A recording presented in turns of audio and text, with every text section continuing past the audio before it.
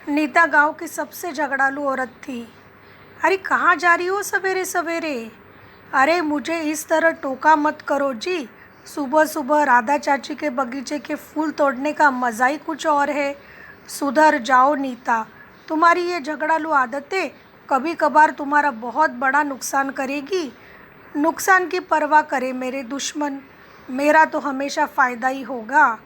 फिर नीता राधा चाची का बगीचा तहस नहस करने लगी। अरे ओ नीता, क्या मेरा बगीचा खराब करने का इरादा है? जरा इन मासूम फूलों पर तो रहम करो। शुक्र है गांव में संगीता जैसी भली औरत है जो मेरे बगीचे को पानी दे के निगरानी करती है, वरना तुम तो मेरा बगीचा गायब ही कर दो। अरे ओ चाची, सुबह सुबह मेरा मूड मत बिगाड़ो और तुम्हारी लाडली संगीता के गुण तुम मुझे मत गिनवाओ। आ जाती हो सुबह सवेरे मेरे मुझ पे निगरानी रखने और कोई काम तो होता नहीं तुमसे। उम्र के हिसाब से बस चुप ही बैठा करो। मैंने तुम जैसी झगड़ालू औरत इस गांव में नहीं देखी। पता नहीं तुम कब सुधरोगी। हर सुबह आ जाती हो मुझसे लड़ने। अरे ओ संगीता, पानी भरने चलोगी? अरे मेरी बुलेट ट्रेन, क्या हुआ? इतनी उखड़ी उखड़ी क्यों हो तुम? क्या कहूँ, वो राधा चाची दो चार फूलों के लिए मुझे ही खरी खोटी सुनाती है। तुम तो सबकी नज़रों में अच्छी ही बनो। ऐसी बात नहीं है नीता, मनुष्य के कर्म अच्छे हो तो उसकी ज़िंदगी आराम से गुजरती है। अभी तुम खुद का उदाहरण ले लो।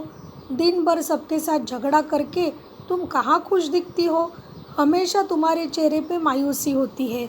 उससे अच्छा है कि तुम सबके साथ हंस बोल लिया करो, फिर देखो क्या कमाल होता है। ये ज्ञान तुम अपने पास ही रखो। मैं अपना जीवन दूसरों का अच्छा करने में व्यतीत करूं, इतनी मूर्ख नहीं हूं मैं अपनी मर्जी की मालिक हूँ। कोई मेरे काम में टांग अड़ाएगा तो ये नीता उसे छोड़ने वाली नहीं है।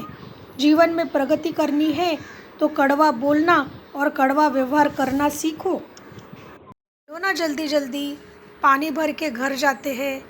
अरे घर जाके तुम्हें कुछ काम है क्या?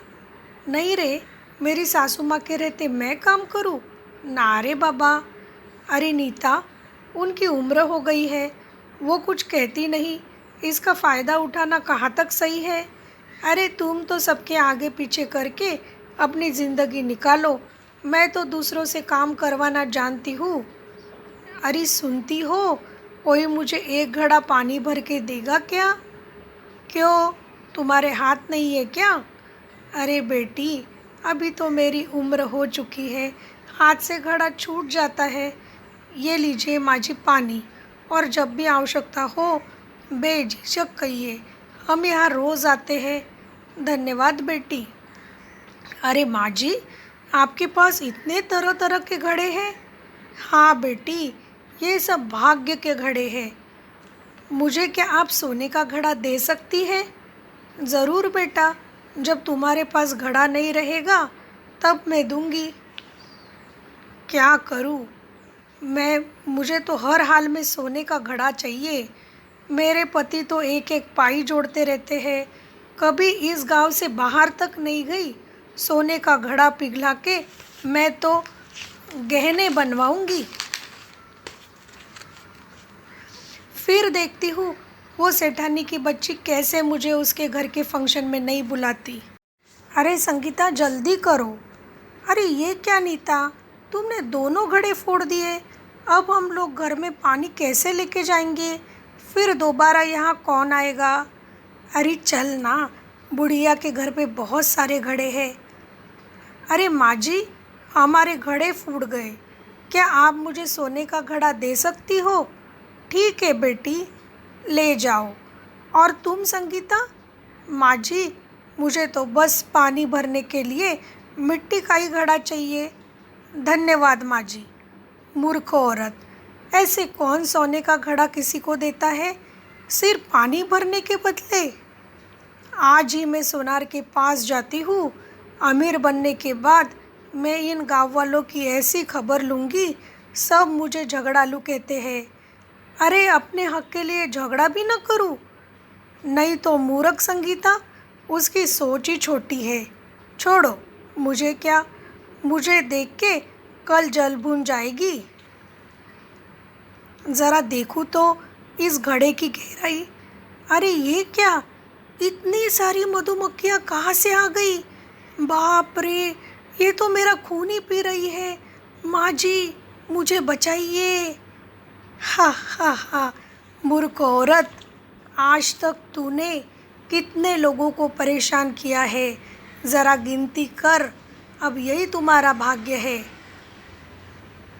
चलो, पानी घर घर में घड़े के अंदर डालती हूँ और घर के बाकी सब काम निपटाती हूँ। अरे ये क्या, सोने की बारिश! हे भगवान, ये क्या चमत्कार है! माँ जी, आप तो असाधारण स्त्री हो। अरे संगीता, तुम तो बहुत अच्छे हृदय की मनुष्य हो।